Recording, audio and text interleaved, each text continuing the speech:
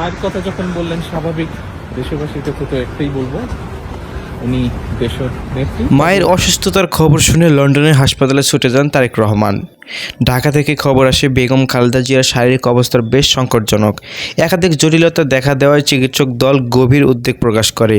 এই পরিস্থিতিতে বিএনপির ভারপ্রাপ্ত চেয়ারম্যান তারেক রহমান দ্রুত লন্ডনের লন্ডন ক্লিনিকে ছুটে যান। তার সঙ্গে ছিলেন স্ত্রী ডাক্তার জোবাইদা রহমান এবং মেয়ে ব্যারিস্টার জাইমা রহমান।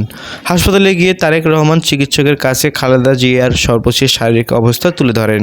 এরপর ভিডিও কনসালটেশনের মাধ্যমে ঢাকার এয়ার কেয়ার হাসপাতালের চিকিৎসকের সাথে আলোচনা যুক্ত হয়।